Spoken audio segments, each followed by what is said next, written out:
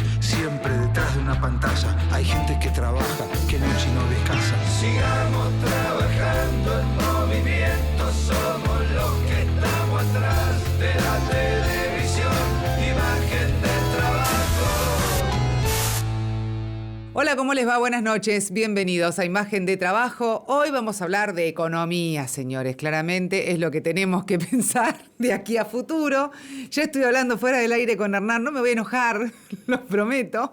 Hernán Lecher, ¿cómo te va? ¿Todo bien? ¿Qué tal? ¿Cómo estamos? Bien, un placer, ¿eh? Y gracias, Paqui. ¿Cómo estás, Marianela Mel, por venir otra vez? Gracias por invitarme siempre. Por favor. Bueno, muchísimo para hablar. Dato de inflación, dato de pobreza. Por suerte Argentina está cada vez mejor, los trabajadores estamos ganando un montón, no nos estamos endeudando ni nada, pero tenemos que hablar de algo que tiene que ver con la economía del laburante. Paqui, vos estás organizando una jornada que tiene que ver con la familia de televisión, como se hace todos los años, en una situación muy complicada, con muchos trabajadores menos, afiliados menos, una caja más chica. ¿Cómo te está resultando hacer todo eso? Bueno, me encanta que me preguntes porque me da la posibilidad de contarle a las familias de televisión que el año pasado no pudimos hacer la fiesta porque no tuvimos recursos. Y este año tuvimos que recurrir a que las familias nos ayuden un poquito con un valor que es simbólico, que es de 5.000 pesos por adulto, por persona adulta. Los menores siguen ingresando sin cargo. Pero la verdad es que las trabajadoras y los trabajadores saben, porque lo charlamos en todas las asambleas de paritarias, que son todos los meses casi, en el cerrado todos los meses, en el abierto bastante también, con mucha frecuencia, pero al no tener los artículos 215 en el caso del abierto y el 123 en el caso del cerrado, que también hagamos un poco de historia, porque los trabajadores y las trabajadoras tienen que saber esto. El 123, cuando yo entré, lo pagábamos los trabajadores, que es la retención de la primer cuota del aumento. Yo ya sabía que lo que el sindicato lograba en la primera cuota del aumento iba para financiar el aporte sindical. Y está bien que eso sea así, porque así es que tenemos las becas al deporte, los beneficios en turismo, hoteles y campings a lo largo y a lo ancho de todo el país, las vacaciones que teníamos con los chiquitos sin cargo de todo el país, la colonia subsidiada, la fiesta de la familia, todo eso no se solventa, por supuesto, ni hablar la obra social. Hemos tenido muchos programas este año sobre TV Salud. Todo eso no se solventa solo con el aporte mensual. Eso se solventaba en gran parte con el 215 y el 123. Y no tenerlos, o tener el 123 tan reducido, el 215 no lo tenemos hace rato, fue un impacto brutal. Bueno, este año hacemos la fiesta a pulmón, y quiero decirlo, no hemos contratado una empresa como todos los años, la estamos haciendo delegadas y delegados que estamos trabajando, inflando globos, o sea, digo, vamos a estar en la parrilla, vamos a estar en la entrada, vamos a estar entregando los pochoclos, todo lo que antes contratábamos, no estamos generando trabajo, la estamos remando, así que bueno, esperamos que todas las familias puedan venir a disfrutarlo, porque se está trabajando, si se quiere, como nunca en esta fiesta. Esta realidad, Hernán, que estamos viendo, porque hablamos, por ejemplo, ahora del sindicato de televisión, es algo que yo he hablado con varios dirigentes sindicales y todos te dicen más o menos lo mismo, que han perdido muchísimos afiliados, que la cantidad de trabajadores obviamente va mermado. Fuera del aire hablábamos, la cantidad de empresas que van cerrando en la Argentina, una por día segurísimo. ¿Cómo lo ves? ¿Cómo lo planteás? Para explicarlo más técnicamente, si querés. No, a ver, si uno piensa el mundo del trabajo, en la Argentina hoy es claramente expulsivo. En realidad tiene dos fenómenos simultáneos. Uno es claramente expulsivo, es decir, despide gente. Pero el otro es el de la precarización. Cuando vos mirás los datos, se reduce la cantidad de trabajadores del empleo registrado y se incrementa el monotributista, por ejemplo, ¿no? Es un proceso de precarización en términos de registración, es decir, los dos son trabajadores registrados, si querés, pero no tienen la misma calidad como los trabajo. Derechos, claro, los derechos. Obviamente. Es decir, se dan los dos fenómenos a la vez. Y se han ido agravando. Hace un par de días atrás salieron los datos del empleo publicados por la Secretaría de Trabajo. En el último mes, la publicación es del mes de agosto, y da cuenta de una caída del empleo registrado privado, hablo exclusivamente, que es ¿viste? El que se mueve con la dinámica de la actividad económica, podríamos decir, 10.600 puestos de trabajo menos en la serie desestacionalizada. Estamos hablando de más de 150.000 puestos desde finales del 23 hasta hoy. Puestos registrados privados, insisto, no está el sector público, ni el monotributista, ni los trabajadores de casas particulares. No, solo el empleo registrado privado, 150.000 menos. Claro, eso te genera un agujero en lo que tiene que ver con la dinámica de la vida familiar de esas familias, obviamente, y también de lo que tiene que ver con la dinámica de las cosas vinculadas a un gremio. Sí, porque además del trabajo tenemos que hablar de los costos, porque también esto que dio a conocer ahora el INDEC, el 2,3% de inflación. O sea, siempre la sostengo mentirosa a pleno. No representativa, dicen algunos. Esto también genera que, por ejemplo, el alimento, para hacer los pochoclos, la compra de los globos. Estamos hablando en este punto del festejo de la familia, pero si empezamos a ampliarlo, te encontrás con muchísimos ítems que fueron subiendo y que no representan, de hecho, este índice de inflación. ¿O yo estoy equivocado? No, hay un problema en la metodología, ¿no? Eso está claro. De hecho, en buena medida, yo suelo mencionar un dato vinculado a los costos de producción y a los precios de venta, que es ilustrativo. No es el único, pero uno va a comprar X cosa y aumentó desde que asumió Milei hasta hoy, en promedio más o menos 230% fue la inflación promedio. Ahora, es decir, uno se enoja y se echó un montón de plata y bueno, el precio lo puso el que está del otro lado, sí. Ahora, el que está del otro lado, el kiosquero, supongamos que aumentó 230%, se dio vuelta y tuvo que pagar tarifas al 430%. ¿Se entiende? Sí, claro. También está complicado. Entonces, el escenario de desregulación absoluta, desordenada, sin sentido, con la característica de este gobierno, que la verdad que le importa bastante poco lo que nos pasa a nosotros, digo, al común de la gente, ¿no? Al kiosquero y al trabajador, tiene esos efectos. En esta semana salió el dato de inflación 2,3, un dato que supera el 2,1 del mes anterior y el 1,9 de los 2 meses anteriores, e incluso los meses anteriores, que habían sido unos 5 y unos 6. Y da la impresión que se estabiliza por encima de 2, no por debajo de 2. Pero al margen de eso, mirando hacia adelante, a mí me preocupa porque el dato de inflación que estamos transcurriendo, claro, no lo conocemos, pero el del mes de noviembre tiene el impacto de la desregulación de las tarifas, que hay un compromiso con el Fondo Monetario Internacional firmado en el acuerdo de abril, que decía que después de las elecciones se desregulaba. Y de hecho, claro, vos estás pagando la boleta de octubre, pero la de noviembre ya no viene con un 2%, 2,5%, que era lo que venían pisando. Viene con un aumento de entre el 4,5% y el 5%. Vos decís, bueno, no es tanto. Y mirá, si tu salario se mueve al 1 es un montón. Total. Es un montonazo. Total. Con lo cual, es un golpe significativo. Y a eso, y también hablamos, por ejemplo, con los combustibles, también se está llevando un aumento, en 2 días aumentó 3 veces. Sí, hay con una característica además en el caso de los combustibles, que es aplicar una política. Vos tenías hasta hace un par de meses atrás una cosa no escrita, pero que funcionaba en la práctica, que era, en general las petroleras o el precio del combustible seguía lo que hacía YPF. YPF público estatal. Entonces vos de alguna manera, aunque no estuviera escrito, insisto, podías administrar en alguna medida el precio del combustible con la política que hacías desde YPF. YPF, claro, es la empresa más importante, debe vender en términos de combustible el 60% del mercado, con lo cual te marcaba la cancha al resto. YPF decidió hace algunos meses atrás aplicar una cosa que se llama micropricing, que es básicamente, bueno, voy viendo dónde te aumento. A la noche, en Carmen de Areco, ¿no? Entonces vos no sabés. Y sin aviso. Y sin aviso previo, con lo cual vos no sabés en el momento que vas a cargar cuánto vale y no podés saber tampoco a cuánto se está moviendo el combustible. De hecho, lo sé porque cuando salió esta semana yo hago un resumen de precios y vos buscás los aumentos y no hay un aumento uniforme. No hay un anuncio de vamos a aumentar 3%. No existe. Entonces no lo sé. Agravado por algo que evidentemente alguien levantó el tubo y lo operativizó, que es que la Cámara de Expendedoras, SECHA, solía publicar el dato del combustible, del precio del combustible en tiempo real, por decirlo de algún modo. Es decir, yo hoy entraba a las estadísticas de SECHA y veía el precio en noviembre. Bueno, no está más, está el de octubre.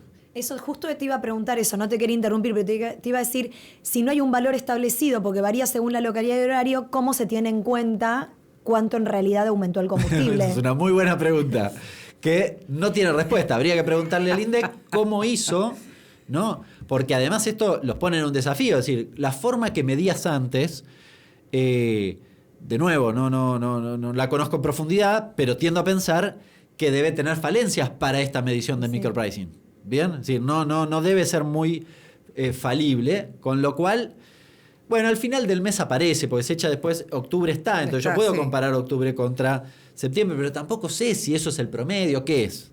¿Bien? ¿Y cómo lo miden? ¿Qué tiene todos los expendios y entonces hacen un promedio de cuánto vendieron? Porque además habría que ponderarlo por las ventas. Bueno, dudo que se haga con ese criterio. Antes era bastante sencillo, ahora no. Y te agrego una cosa de cara a noviembre. Desde finales de octubre, la última semana de octubre, y lo que va de noviembre, la carne vacuna aumentó 23%. Sí. En el segmento mayorista. Tiene mucho linkeo con el minorista, porque el carnicero compra, se da vuelta, le pone un markup y te lo vende. Por supuesto que sí. Funciona así. Con lo cual, noviembre no creo que venga demasiado tranqui. O sea que diciembre va a ser un mes re lindo, ¿no? Y diciembre suele ser, pues, consumo, ¿verdad? Suele ser un mes que la inflación no se modera. Entonces, no se modera demasiado. Así que me da la impresión que el escenario, al menos de acá a fin de año, en términos de precios, no es demasiado auspicioso. Y además tenemos que pensar que viene Navidad, que viene Año Nuevo, que viene un fin de año complicado para muchísimos hogares, en donde si además... Bueno, en un ratito vamos a hablar de cómo se financian los hogares. ¿Qué está pasando con la tarjeta de crédito, con las líneas de crédito usureras, que en su momento habíamos dejado de hablar de los prestamistas, sin embargo ahora volvieron? Bueno, de todo eso charlamos en un ratito. Dale. Continuando con buenas noticias, que tiene que ver... ahora sí, tenemos elecciones en el sindicato de televisión, pero espera un cachito. Vamos a ver el spot, después seguimos. Elecciones nacionales en el Satsai. Este año los afiliados y afiliadas elegimos al Consejo Directivo Nacional, la Comisión Revisora de Cuentas, las autoridades seccionales y a los delegados y delegadas congresales y paritarios. Del 25 al 28 de noviembre en todo el país. Participa. Tu voto, tu fuerza. Bueno, ahí estaba. Del 25 al 28 de noviembre todos tenemos que votar, los empleados de televisión, las listas que cada uno tiene en su canal, en su medio y demás. Pero en esta jornada también hay que decir que Horacio sigue viajando, Horacio Arreceigor sigue viajando en este punto por el sur del país, ¿no? Algo que ya habíamos hablado aquí en Imagen de Trabajo con él, pero contame, ¿cómo estuvo ese viaje? Bueno, estuvo recorriendo el sur acompañado del secretario general de Santa Cruz, el compañero Jorge Álvarez, y de nuestra querida Cone Gatica, Adriana Gatica, secretaria de Chubut.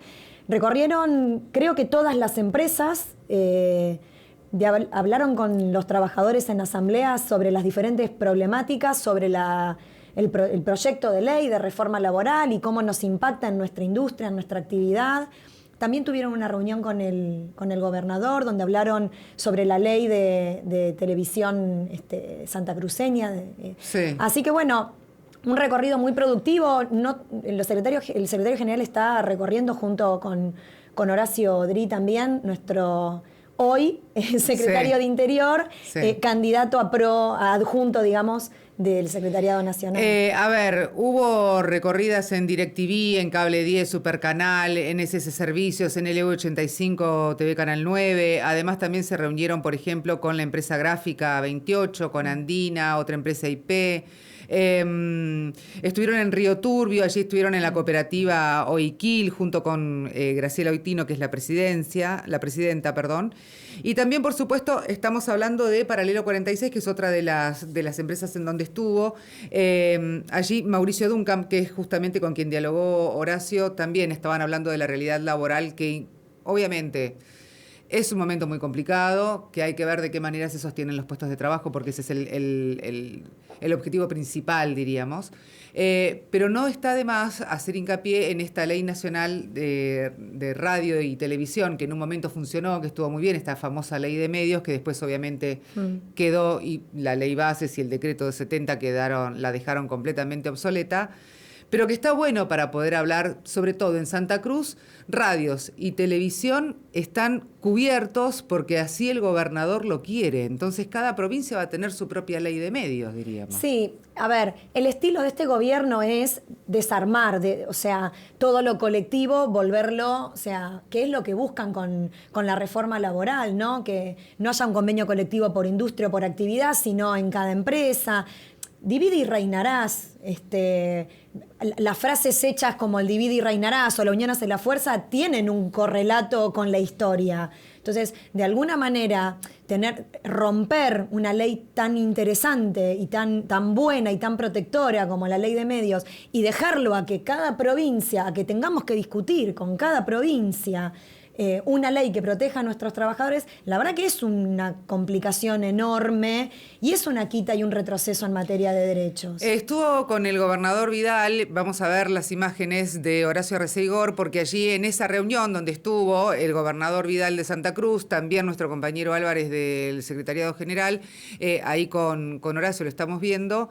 También se hablaba no solamente de esta ley que estábamos diciendo, de esta reforma que hacía hincapié Paqui, pero sobre todo con esta protección de los trabajadores, que me parece que no en todas las provincias sucede.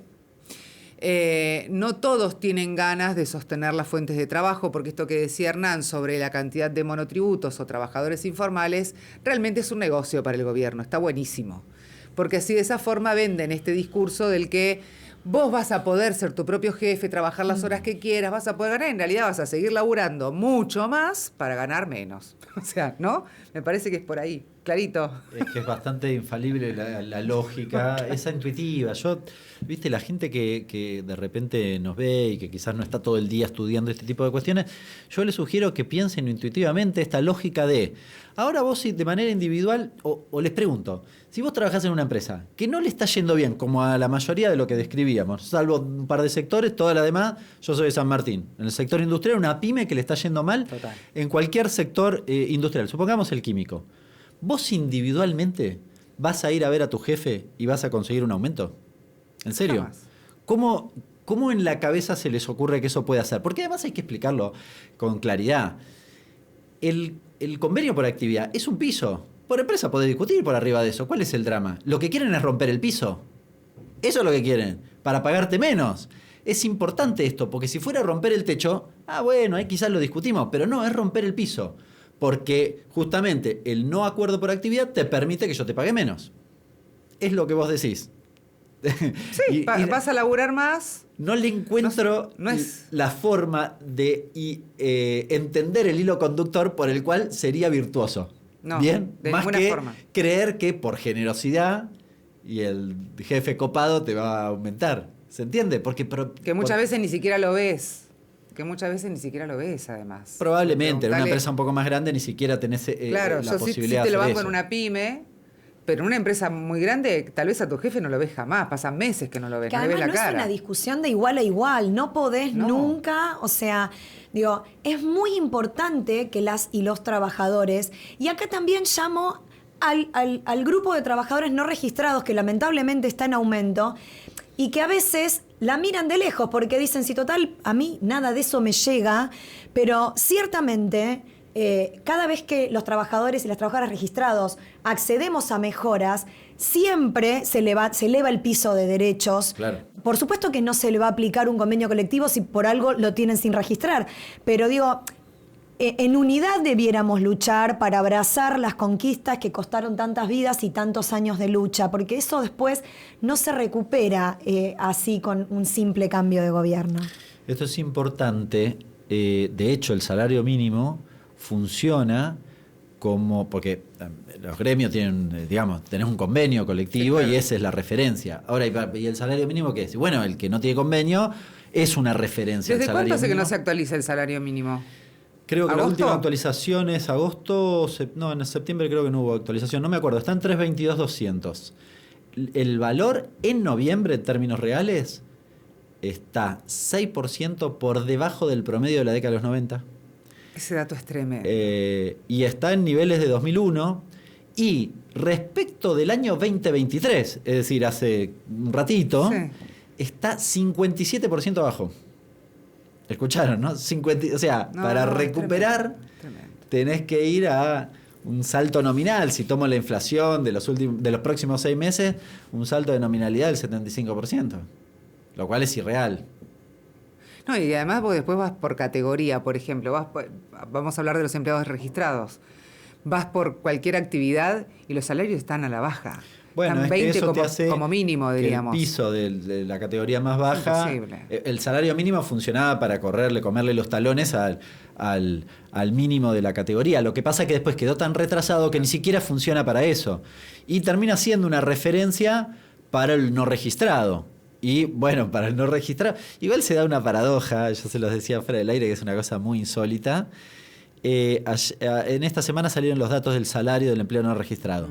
Según el INDEC, ese tipo de salarios le ganó a la inflación desde finales del 23 hasta, tiene un desfasaje de 5 meses, hasta abril de este año, en 25 puntos. O sea, a vos te conviene que te echen del trabajo registrado e ir a vender una feria. En serio, no se rían, es verdad. Dice eso. Bueno, ¿qué hay detrás? Corramos el velo. Hay una modificación metodológica. Esto es muy importante porque explica que la baja de la pobreza, que el gobierno infla el pecho y la repite, es una mentira pero fragrante. Hay una modificación metodológica por la cual antes te preguntaban, está escrito, lo hay que buscarlo, googlearlo, es bastante sencillo de encontrar. El INDEC lo dice, hicimos una modificación metodológica. ¿Cuándo? A finales del 23. ¿Qué dice? Bueno, le agregamos un montón de preguntas a la encuesta permanente de hogares. ¿Y qué agregaron? Y, por ejemplo, ahora le preguntamos si cobra la tarjeta alimentar. ¿En serio? Sí. ¿Está bien? Sí. El problema es que no lo puedo comparar con antes, porque antes esa persona seguro tenía la tarjeta alimentaria y ahora no la tiene.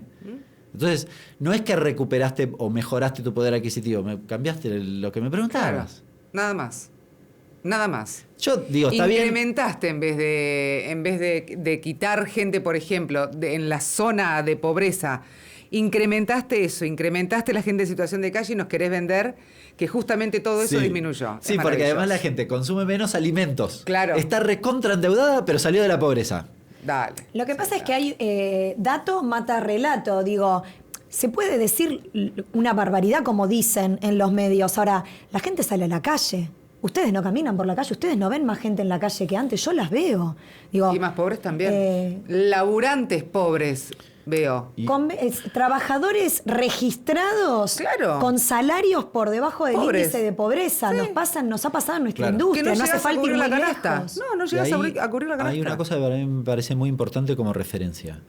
Esto es un plan definido por el gobierno hace un par de meses atrás, en un streaming que suele ir el equipo económico, que se llama Las Tres Anclas en Carajo, va Caputo, Bausili y Daza, todo el equipo económico. Y Bausili se pone a elogiar y dice, nosotros tenemos que ser como Perú. No, dice, no voy a poner a Alemania, un país europeo, creo que dice. Tenemos que ser como Perú. Y pone 2 razones por las cuales tenemos que copiarnos de Perú. Primero porque, dice, pasan los presidentes, fue antes de que pasara el último, pasan los presidentes, pero el presidente del Banco Central queda. Es decir, si a alguien se le ocurre transformar a algo, vuela por los aires. Con esto no voy a reivindicar a los presidentes de Perú, me queda gigante, no lo sé. Pero lo que está claro es que no quieren modificar nada. Y dicen, en segundo lugar, tienen una gran ventaja. 70% del empleo no registrado. Escúchenlo, no lo digo yo. Salta Caputo y reivindica eso. Sí, 70% del empleo no registrado. Yo lo podía creer, lo rebobiné, ¿viste? Decir, pero vos te das unos lujazos, te digo. No, pero es que es muy ilustrativo porque es lo que tienen en la cabeza. Y hace 3-4 días atrás, un diputado, Tetaz, tuiteó, decretó que el empleo registrado no existe más porque ahora como existe el Uber, entonces un abogado tiene que hacer de abogado y después ser Uber, así que básicamente existe el monotributo y nada más, y tampoco el sistema de seguridad social que hay que crearlo o hay que crear un esquema por fuera de la seguridad social actual atada al mundo del trabajo. Bueno, a eso vamos, Sí, no existe más el empleo registrado según la cabeza de algunos de algunos referentes. Mientras tanto, nosotros estamos hablando de elecciones en el sindicato, de modificaciones dentro del consejo directivo, además también de modernización, ¿no? Por esta cuestión de cambiar las caras, de generaciones y demás. Bueno, este es creo que el último programa que vamos a hacer con vos, ¿no? De secretaria de Mujer y Familia. Hasta mayo del año que viene. Tenés razón, hasta mayo. Sí, yo estaba pensando ya por en el ahí fin de nos año. queda un 8 de marzo, nos queda un 3 de junio. Nos queda. Tenemos la colonia. También nos queda un montón. Trabajando también en la colonia. Pero vas a... Cultura. ¿Y? Bueno, creo que que la persona cuando cambia de trabajo es como que se cambia de sombrero, ¿viste? Y me parece que es súper bueno. Hay un montón de cambios en esta lista. Gente que ingresa, digamos, como sangre nueva, por decir de alguna manera, y personas que nos cambiamos de lugar. Y eso a mí me parece súper saludable en términos de... Por ahí venís un poco saturado de esta coyuntura, particularmente la Secretaría de Mujer y Familia, que ya no tenemos ministerio a nivel nacional, y agradezco siempre al Ministerio de las Mujeres PBA, que es el único que me abrazo fuerte a eso. Estela, sí. Porque la verdad que hoy una persona, una mujer violentada que no vive en PBA, la tengo que acompañar a una ONG, porque no tenemos más a nivel nacional absolutamente nada. Entonces, es una secretaría que requiere de una demanda, de un esfuerzo, de una energía que es agotadora. Entonces, me parece que está bueno que pasemos por diferentes secretarías, que aunque sea la misma persona, es algo nuevo y es un oxígeno y es viento. Es un desafío, además también. Exacto. Cambiar. Sí, claro. Es renovarse un poco y es renovar un poco la institución también. Sí, otros temas, directamente. Repasemos, Paqui, porque ya nos quedan muy poquitos minutos de programa. La fecha del encuentro de la familia, el horario y todo para aquellos que nos están viendo, pues si tienen alguna duda. Bueno, es hoy, sábado 15 de noviembre, de 10 a 18 horas en nuestro querido Camping de Moreno. Si no saben cómo llegar, tenemos micros. Todas las personas que se inscribieron aclararon si salían con el micro o no de Quintino 50. Los micros salen desde las 9 de la mañana. Los micros van hasta Moreno y regresan al fin de la jornada, cuando terminan las 18 horas. Tenemos cubierta la comida, tenemos cubierta la merienda, tenemos como siempre juegos inflables mecánicos. En este año puntual decidí invitar a las secretarías porque está bueno que la gente sepa qué hacemos con los aportes. Entonces va a haber stand con las secretarías que van a estar contando. Tenemos las becas a la formación educativa, tenemos hoteles y campings con el programa Locos Bajitos y el programa Familias Numerosas, que este año se va a necesitar más que nunca, y ahí estamos acompañando a las familias numerosas o a las familias con niños y niñas menores de 12. Va a haber sorteos, como siempre. Así que bueno, esperamos que vengan, porque como les dije antes, este año es muy a pulmón, este año la estamos trabajando en lo personal, le estamos poniendo el cuerpo. Así que pasar un momento agradable, compartir, divertirnos, volvernos a ver con compañeras y compañeros que cambiaron de empresa y por ahí no la estamos viendo hace rato porque nuestra industria es muy circular. Así que bueno, esperar que vengan, que lo pasen súper lindo y que disfruten, que estamos trabajando mucho para ellas. Y lo vamos a tener seguramente en el próximo programa. Me quedaron un montonazo de cosas para hablar, pero un montonazo de cosas para hablar. Dejamos todo afuera, nos colgamos hablando. Sí, me quedó hablar del endeudamiento en los hogares, que fue otro de los datos que se conoció esta semana. Récord, ¿no? Sí, tíramelo por favor. Casi orillando el 10%. En las familias, en las tarjetas en particular. En las tarjetas. Pero todas las empresas también tienen récord de incumplimientos. ¿Te venís otro día? Por supuesto. Dale. Gracias, Ernie. Un placer. Un placer. Gracias a ustedes también por estar del otro lado. Nos vamos con el fútbol femenino del Social Atlético Televisión. Chao, hasta mañana no, hasta la semana que viene.